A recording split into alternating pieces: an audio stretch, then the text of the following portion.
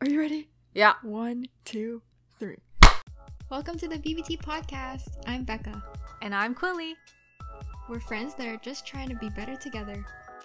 Join us to hear about what it's like to be in between Gen Z and millennial identities. We hope you enjoyed this week's episode. Hey everyone! Welcome to the BBT Pod. It's been too long, but life is busy sometimes. Yeah. But we didn't forget about you. This whole time, we were planning this spooky October episode. We hope your September was amazing. But now we're entering the spooky October season. Woo! So we have some fun little stories planned. We asked for stories, and unfortunately, we didn't get any. But that's okay.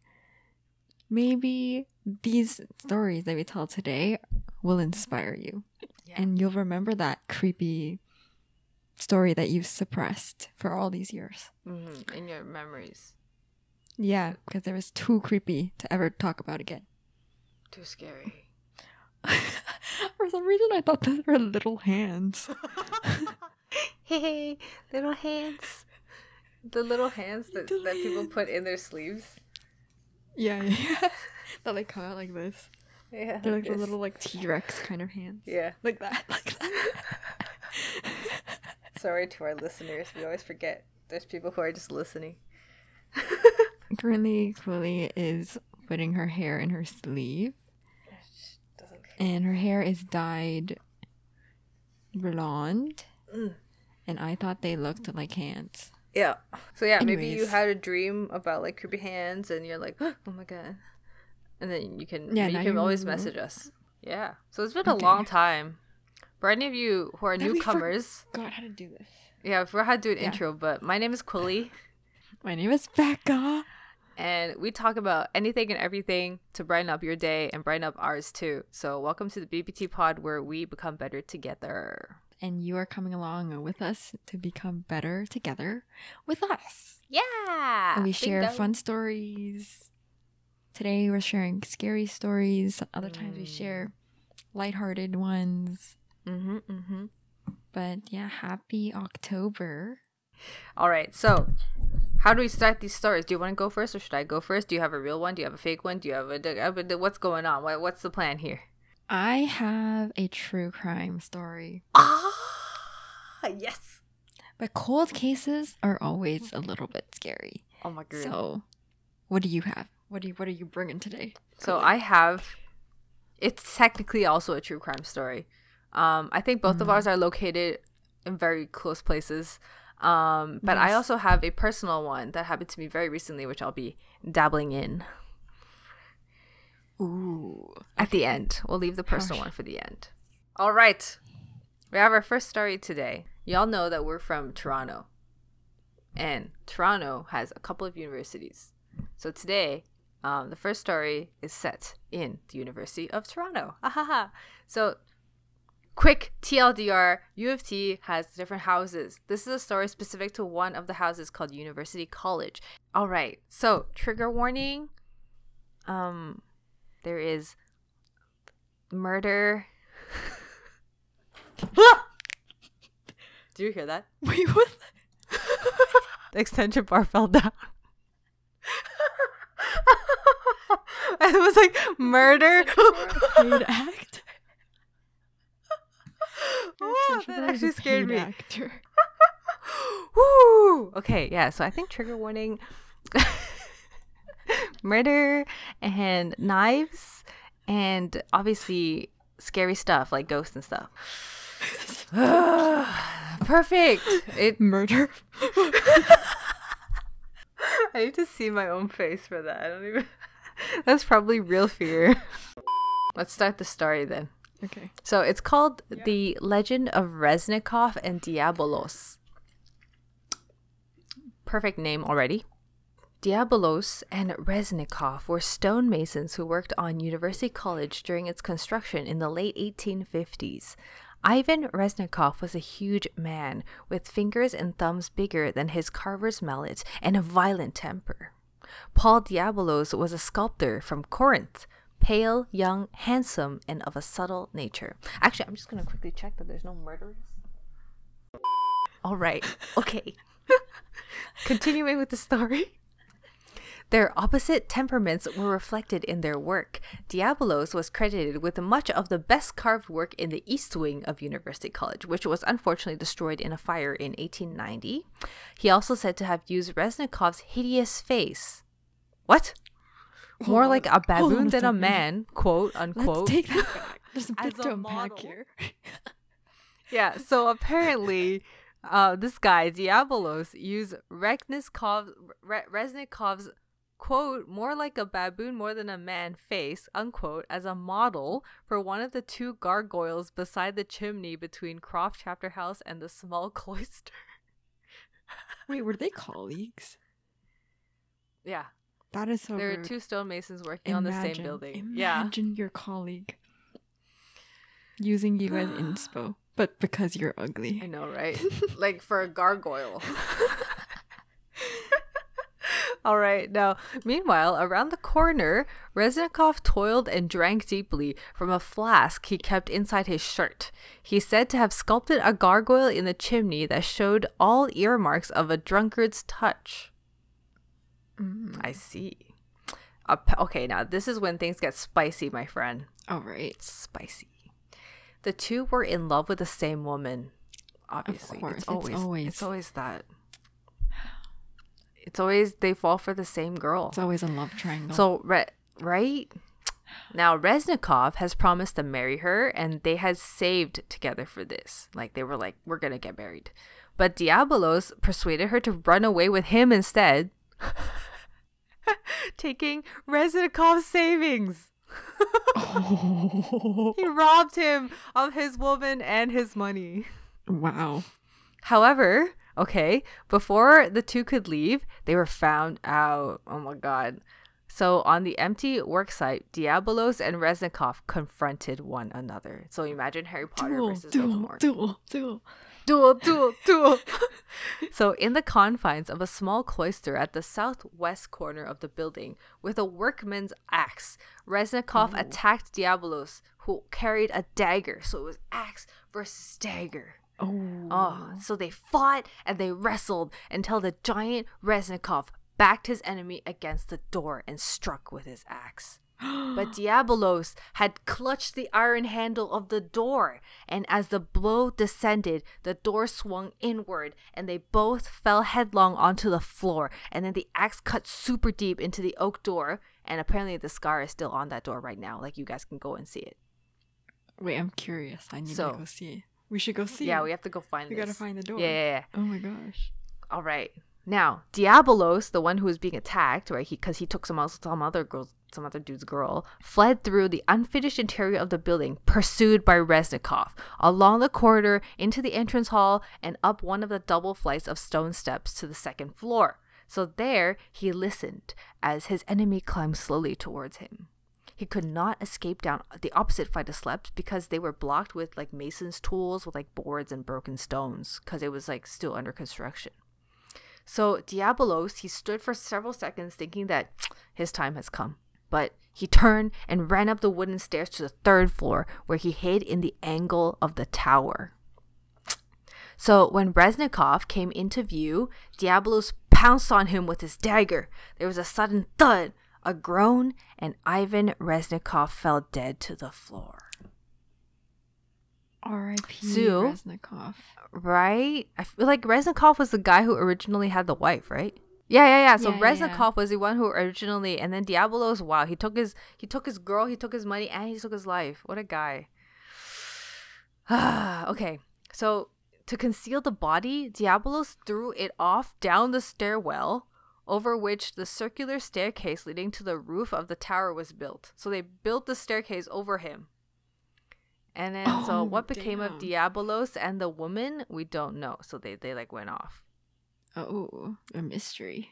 Now here is the scary bit. So Reznikov apparently haunted the college for many years, and it was only since his bones were found after the fire of 1890 and consigned to decent grave that he left the college in peace. So he had been haunting it before they found his body. And then his burial place is said to be under a maple tree at the northeast corner of the UC Quad. He's still there. Wait. What? No way. Wow. We have to go find this. Northeast corner of the UC Quad, close to our house. Wait, is it like marked? You think? It might Put say stuff on top. So also, rumor also has it that his head was never found and that a skull that's discovered much later might actually belong to him. Okay, wait, let's what? review that sentence. Rumor also has it that his head was never found and a skull discovered much later may belong to him. Why is it may? Were there other victims? Could have been someone else. It might belong into to him. a situation also. Right? That is very Now, finally, says here, however, even today, people report that late at night in the college, there are creaking and banging noises that cannot be explained. Wow. Spooky. Spooky. So if you've ever been around like U of T, right? You know that a lot of people take photos at the door. Yes. Like wedding photos. All the time. Yeah, they are UC College. It's also where they take grad photos. Yeah. Yeah. A lot of them. So, I mean, I guess everything has a dark history. Yeah. Have you ever been in that building? Yo, I literally don't think I have. I probably walked in like once. I remember going to UC in first year just to explore. And they have very narrow staircases in some areas. I think to get to like the student quad or not the quad. What do you call it? Like the student area. Common area? Yeah, common area with all the couches and stuff. You have to go down this very small spiral staircase. And it's very Is that where they buried creepy. him? I don't know. That's what I was thinking when you said small, like a spiral staircase, because that's the one I know. Yep. It might be that one. Dang. Also, like UC has appeared in a lot of movies as Harvard. Has it? Really? I don't remember Yeah. UC. It's also in Mean Girls. The thing in Yes, the it background is. is It UC. is. I never noticed it in the background. I remember Con Hall for sure, though. Yeah. Convocation Hall. Yeah, you can always see those film trucks around. On campus. Yeah. Yeah. They're usually by St. Mike's, like St. Michael's College, or north by Gold Ring by the Varsity Center. Yeah, yeah. There's like a lot of space to park there. Have you ever walked by and saw someone filming? I have not. Yes. Okay, Whoa. this is an interesting tangent, but I was walking with our friend and we were just walking home late one night at like 11 p.m. And then this is when I found out for the first time about decoy signs. So we saw a film crew filming at the pharmacy building at college and university. They put up fake signs. So you know how like we have signposts for each building that say like whatever building. So they covered that with a different sign. But then when we looked that up, there's like nothing that talks about it. And it's because like they don't want you to know what they're actually filming. So they put a fake sign up. Whoa. Yeah. So we never figured out what they were wow. filming. But yeah, it's very interesting, eh? Yeah. So they don't actually want you to know what's going on. Yeah. Unless it's like super obvious and you like see the actors and you know them. But Yeah. we couldn't figure out what it was. Yeah. I think that's a common thing in Toronto though. Like people seeing sets and stuff. I've never seen one. Pretty cool. My friend, like, he saw someone set up like a corner of Toronto to look like New York City. So it had like a New York taxi cab and stuff like that. Toronto is just a cheaper USA. It really is. It really is. Like sometimes they film in Toronto making it seem like it's New York, but they leave like the TTC streetcar in it. Yeah. And it's like you're not gonna edit that one out. I saw like for a New York show, the Peter Monk Hospital, the research institution, like they just took like the stock video of that and then Yeah. so yeah, that was the story. of the two, the battle for, I guess, a woman? Not really, kind of. Woman and money that happened in UC. What did you say their job was again? Stonemasons? Stonemason. Yeah, I'm not sure what that stonemasons. is. So they Oh, I made guess- carvings. Okay, gargoyles. They made the Okay. gargoyle. All right. Story 2? Yes, ready. Sorry. Okay, so you talked about University of Toronto. I'm also going to be talking about the University of Toronto. Ooh. And it's also a murder. So trigger warning once again that we're going to be talking about death, stabbing, the use of knives, and yeah, stuff like that. So this happened a few, not a few blocks, but like maybe a block down from UC. So at 1 Spadina at the Daniels Architecture Building. In 2001, Oh, that's a so professor, yes, it's very recent, recent. a professor named David Buller, who was a visual studies professor, was murdered at the building. And the suspect is still unknown to this Wait, day. what? Yeah. At large? At what? At large? Like the suspect is still at large because they haven't been caught? Oh, yeah, yeah. Oh, They have damn. not been caught. So let me just give you a little bit of background of who David Buller was. So he was a prof that was adored by students and respected by all his colleagues. He was 50 years old when he passed. He's described as being very humble, witty, and unfailingly punctual. And one of the most unlikeliest of targets is what people say. Students say that they are one of the professors that they were most influenced by, most memorable. And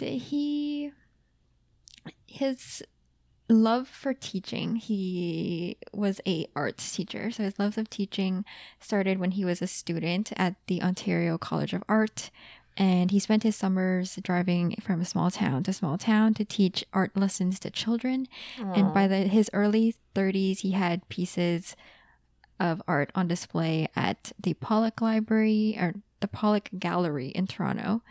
And when he was struggling for money, he took many positions teaching night art classes. After pursuing his master's degree in fine arts at Montreal's Concordia University, he landed an instructor position at the University of Toronto, advising art history students in painting techniques. But even though he was a professor, he still enjoyed doing his own art. That was still very much a priority to him. He started to photograph male models in underwear, completely nude, and those were kind of like his area that he liked to work on. As his artwork evolved, his popularity on campus grew. Many students wanted to be in his class, and many of his colleagues looked to him for guidance and leadership. In the late 1990s, when the art history department announced it was shutting down its studio for budget reasons, he was one of the main people who pitched to the university to keep this program, and they ended up doing it. Yay. So now moving into the day of the murder. How could this happen to David Buller? Okay, on January 18th, 2001, Buller arrived at his office shortly after 1 p.m. He had an afternoon and night class to teach that day. And at 1:09 p.m., he logged into his computer to look through some paintings. Someone downstairs heard some commotion upstairs between 1:15 and 1:45 p.m. When the investigators looked at the computer log. They found that at 2:09, whoever was sitting at the desk or at his computer opened up a computer sketch program called AppleWorks, and drew a mysterious painting that I'll talk about a little bit later. One of the key pieces of evidence from this case. And then at 2:21, the sketch was saved. What? And then at 2:24, someone hit the print button, but that version that was on the printer in the end that they found was not the same one that was found in the computer. What? Yeah, so unlike the one on the screen, the hard copy had a couple of words that the police refused to release. And I will talk a little bit more about that. On January 19th is when David Bueller's body was found by Detective Taylor. And he was found dead in his office at the One Spadina building with multiple stab wounds on his chest. The suspect walked out, closed the door to his office, and continues to live to this day undetected. That's so close. There are many theories about what happened, but one of them is that Bueller was a homosexual, and many of his works featured very homoerotic photographs. So people think that he could have been a victim of a hate crime? like a homophobic attack. Yeah. Oh my God. Or like a hate crime, or if it was a suicide. But one thing that keeps investigators scratching their head is the key piece of evidence that I talked about earlier. Yeah. So what this was on the printer, a few steps from his body, there was a cryptic computer-drawn sketch of two men, one wearing glasses, a smile on his face, and the other naked, his arms tied above his head. And it turns out that the images was created just before, which is what I said earlier. And it was created just before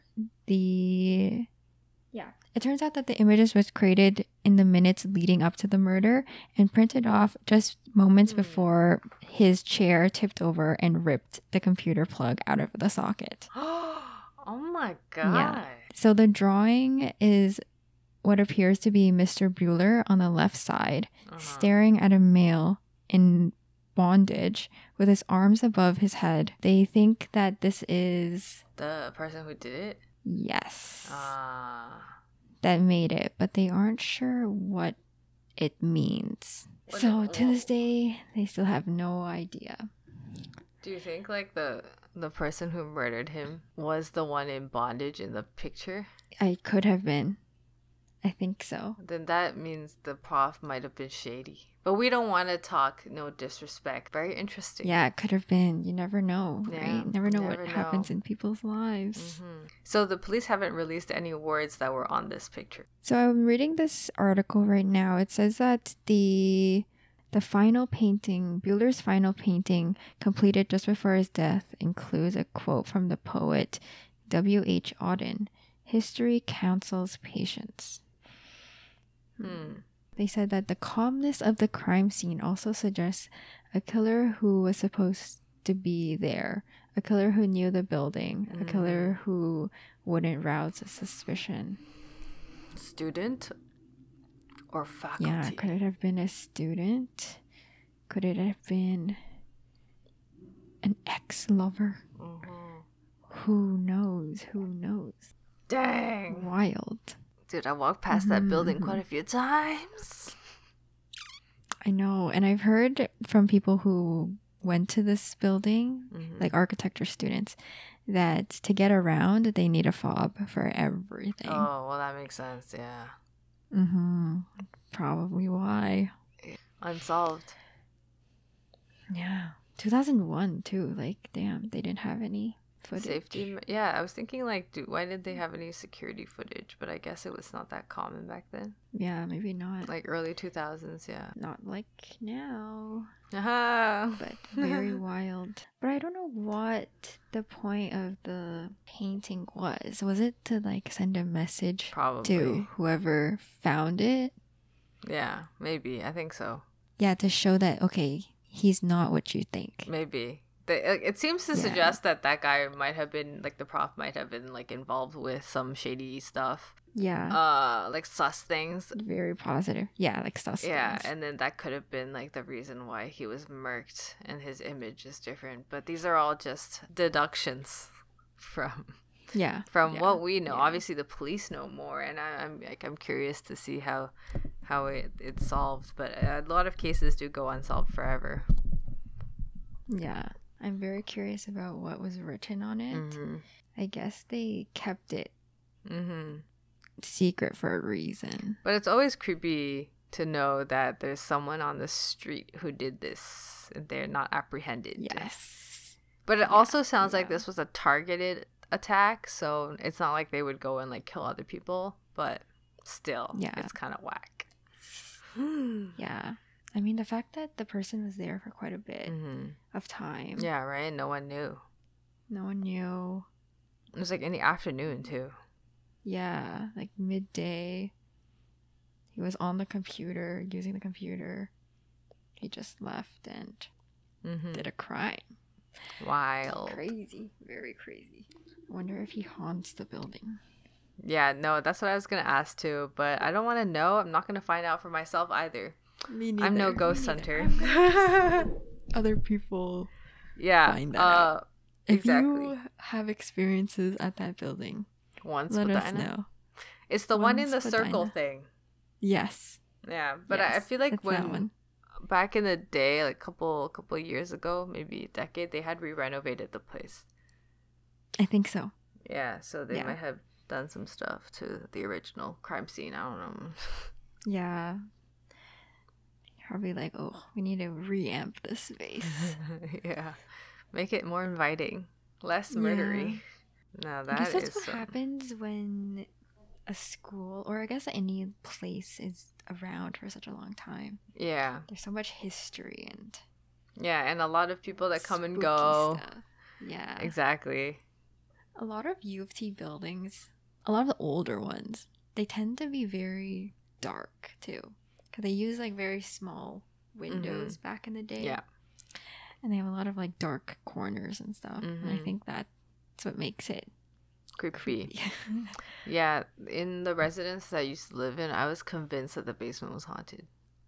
Oh, the basements are the worst. Just thinking about it's giving me shivers right now. Yeah. Yeah, they put the gym there. So if you wanted to be fit, Good luck. sign up for Good Life down the street. Don't. Yeah. Lots of windows. Go to the ones with lots of windows. Yeah, and brightness and lights. Yeah. Bring some holy water. It's such a difference from the contemporary architecture. Yeah. Such a difference from the old one. Because nowadays it's all about natural light. Yeah, exactly. Taking advantage of that. Plus, it's more environmentally friendly to a certain degree. Like, I'm not talking about buildings that are all glass because that's counter environmentally friendly. Glass buildings are not good, but buildings designed to follow like the sun's rays at a certain angle to heat up your home and stuff like that. That's very scientific and very cool. Yeah. Now, we've covered historical true crime spooky story and then also a more recent true crime creepy story. Now, I have one as well. I'm going to go through this one super quick because right now it's like 11 p.m. and I'm scared now and I don't want to talk about it. Yeah. So we're going to talk about it real fast. It's going to be TLDR, okay? Okay. We're speeding through it. We're going to speed through it. Okay, so this happened to me a couple months ago. It was like 1 month ago. It was 1 month ago. I was at Pearson Airport. I was at the baggage claim at the very, very end. And I was using the washroom. So very, very end, there's like not really anyone there. I was the only one in the washroom. I finished using the washroom. I was washing my hands. And then I see this like person walk behind me from the door to the inside. But the vibes were off. the vibes were not there. I was like, is there really a person? So I literally shivers. I'm getting shivers right now too. It's crazy. I'm like checking back like the thing that made the noise, like okay, but basically she walked past me. I'm assuming it's a she because like ladies room, and then I went to the stall area to freaking double check because I was like, I don't think anyone walked in, even though I saw someone from the mirror. So I was like looking at the mirror and I saw behind me. So then I checked every single stall. I literally pushed open stall doors because I was like, I don't think there's anyone here. And I did the thing where you would look under to check if there were any legs. 0. And so I was like, the fuck. So then I actually walked to the door as well to check if there was anyone standing there who like just left or something. No, nobody. But then a lady came in afterwards and she was also wearing like dark colored clothing. So I was like, okay, because the shadow that I saw was like darkish. So then I asked her, like, did you come in earlier? And she was complaining about how, like, the baggage claim was, like, all messed up and whatever. She didn't directly answer my question. She was just saying how, like, oh, the baggage claim is, like, crazy. I just came from the baggage claim, blah, blah, blah. And I was like, so it wasn't you? And I was like, I was pretty shook. I was shook. And then I walked out because I was like, I think I just saw some weird thingamajig. That's just so creepy. Yeah, but then I actually completely forgot about it. Because after we came out, we were so stressed about finding our baggages. Like, I met up with my friends again, and then we were so stressed that I actually forgot about it until, like, Becca actually reminded me of the story by bringing up that it was spooky season and that we should record something spooky. And I was like, oh, wait, this happened to me, like, 2 months ago. Was that your first paranormal kind of experience? I would don't remember say- if you ever talked about other ones. I would say it's not. Because, like, in the past, I have, like, seen weird stuff, but I can't really remember clearly because that was when I was younger. So I would say this is the most recent and more memorable one.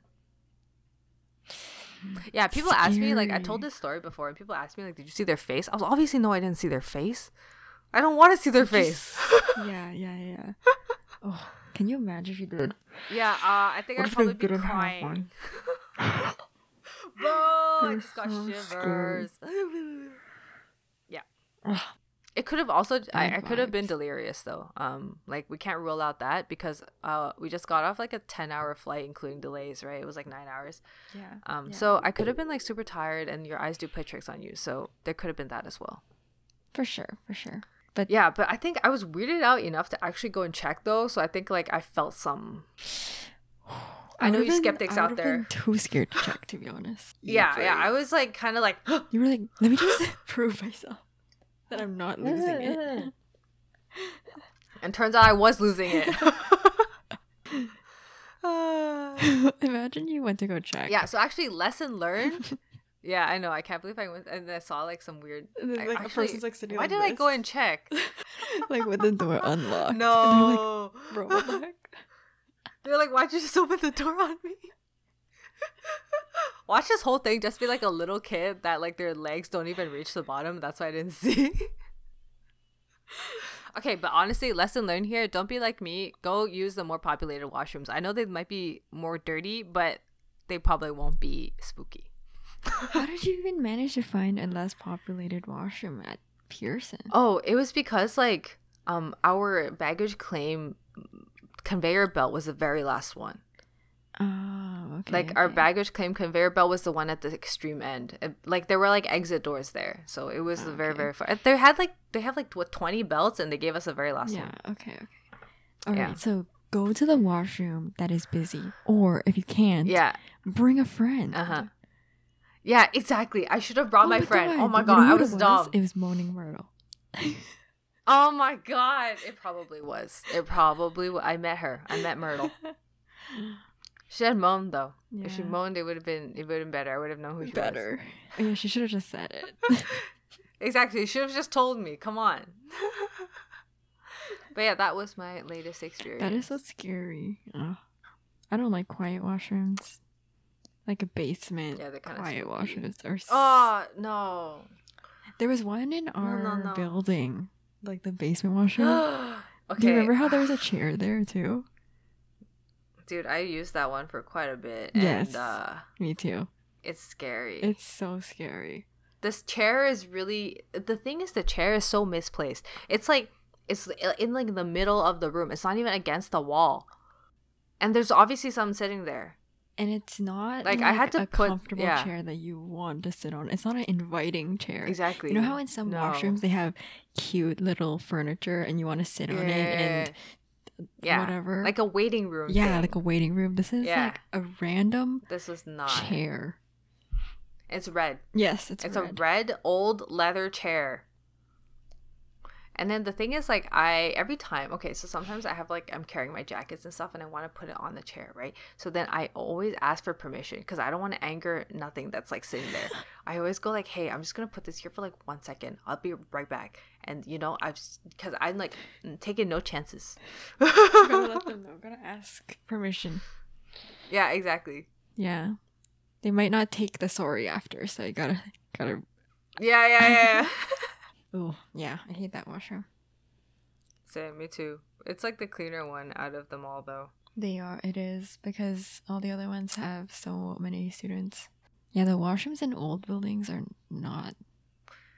Yeah. Speaking of washrooms, there's like some washrooms in the engineering sector that still has urinals in them, but they're like women's washrooms. Oh, really? Which ones? Mining.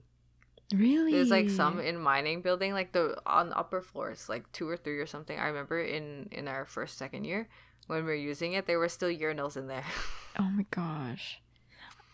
There are a lot of washrooms that, I mean, a lot of buildings still had 2 male washrooms on like one floor. They recently fixed it for some of them.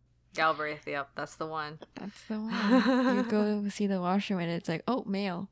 It's like men's. Cool. And then the female one's like down the hall or just go upstairs. Yeah. It would be like on a totally different floor.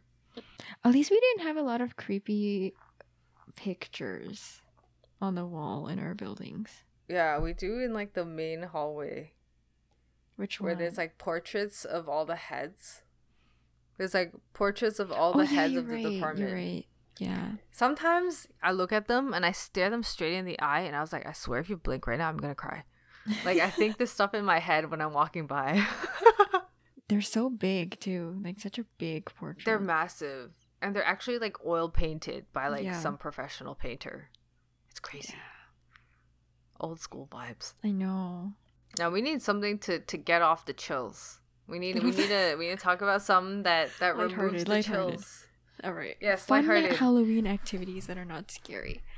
Pumpkin carving. Pumpkin. Yeah. Trick-or-treating is fun. Trick-or-treating is fun. Let's talk about trick-or-treating experiences. Oh my god, yeah. What was your favorite candy to get? Starburst. Really? The chewy ones. What was mine? I liked chips, honestly, as a kid. Oh, the chips were good. They were so rare though. Because they were so rare. That's why I liked it. They're big, and then one person only has like maximum box of 50. You know. Exactly. You can only get a few bags during your journey. Yeah, I also like the Hershey's bars, the Hershey's cookies and cream bars. Yes, that one was shit. So good. Yep, that was so good. As a kid, I didn't like chocolate that much. But that one, really. It's because that wasn't chocolate. It was just, it was like, it's just cream. It's solidified cream. It's just cream and little Oreo things in it. And like, yes, yeah, little Oreo beautiful. things. Yeah. Yes. Yeah. What was the weirdest thing you ever got? I got a pen once. But it was a pretty nice pen. It was like a gel pen. I was actually quite happy with that. I got fruit, but I had to throw those away. Yeah. No trust fruit. Don't trust fruit. I also got people who like make those cute little packages. Goodie bags? Like bulk bar. Yeah. Like, yes. It's like, yeah. I was gonna say the goodie bags. Like goodie bags and stuff. But I had to throw those away also. Yeah. Anything that's open, toss those. Cannot trust. Yeah. I got a goodie bag. I remember there were like little erasers in them. They were like little Halloween erasers. I really like those. Those are cute. Oh yeah, as a kid we would always get those little erasers that did not erase anything. Yeah, the tiny rubber things. They just existed. They were cute, but they could not erase anything. But they were collectibles. I know a lot of people collected them. Back at home, I have like a collection of erasers, but they're like the Japanese ones where it's like ramen and like chopsticks and then different dishes. Yeah. So you don't erase with those? No. No. Never. Yeah. Never. Yeah. Halloween is a fun time for kids. It is. I had this one friend. His name is really cool. He's called Santino. And his mom was really cool. She hosted the best parties. She would always have themed parties. There was a Halloween party every year, and in addition to his birthday party. So like it was lit time, like elementary school. Yeah, yo. So her Halloween parties were so cool. Honestly, she is the huge inspiration behind why I like to like host things. So she would have like bowls of punch where she would use rubber gloves to make ice that looks like hands and like put them in, and then she would have like a whole table where there was like a curtain and there are holes where you can stick your hand into like the different things to grab little goodies.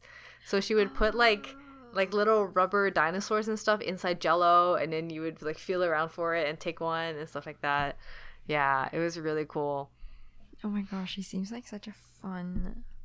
Yeah, she was a fun mom. I mean, she is a fun mom. Event planner type of mom. Yeah. Wow, that's so fun. Wow, what an experience as like a kid. Right? It was really fun. It was definitely very like white person kind of thing. Asian families didn't do this. But yeah, I had a great time as a kid. Not adult Halloween parties are like super creepy. They're different now. They're not the same. They're different. No, they're not. Yeah, it's like alcohol and just like whatever. Honestly, like sexy costumes. All right, thanks for listening in today, guys. We covered 3 pretty interesting stories. Hope you enjoyed them. Send us your scary stories anyways. We'll read them eventually. Actually, for those of you wondering, and even if you listen to this far, we do have a lot of stories that are in our story submissions that we haven't gotten a chance to fit into our episodes yet, but trust me, they'll be read one day. We will read them. We will read them. Put your trust in the BBT Pod. We will read them. We have 2 that are like similar theme right now, so we can group it into an episode soon enough. Exactly. You'll hear from us soon, or you'll hear from your story soon. Exactly. And we really appreciate those of you who take the time out of their day to send in a story. Yeah, it really warms our heart. Warm and fuzzy. Yeah. Whenever we check the form and it's increased, it's like, oh my god, new story. It's like, oh my god, did you see this story? Yeah, cool. So did you see this? Oh my god. Submit a story. Yeah, so don't forget to submit. Yes. And be featured. And a lot of you also message us after and tell us that it's you who submitted it. We love that. I know. That's so cute. You can also just DM us too. But yeah. DM, message, anything works. Yeah. Word of mouth. Or you could even just like submit again in the story link if you don't want us to know who you are, you know? Yeah. Exactly. Yeah, or like tell us something extra funny stuff. I don't know, anything. Oh my god. Literally we also anything. forgot. Send us a joke, whatever. It's an open form all the time. Open form, 100%. No, we also forgot how to do an outro. Yeah, we forgot how to do an outro. We're gonna do a lot of things, but we're picking up the pieces. It's still good though. I think it's still good. Yeah. I still enjoy the vibes. Yeah, the vibes are still good. Yeah, we should just cut it right now. Bye, guys. Bye, guys. Thank you for listening to the BBT Pod. Our music is by our friend at soundcloud.com/MIERUKO. See y'all next time. Bye.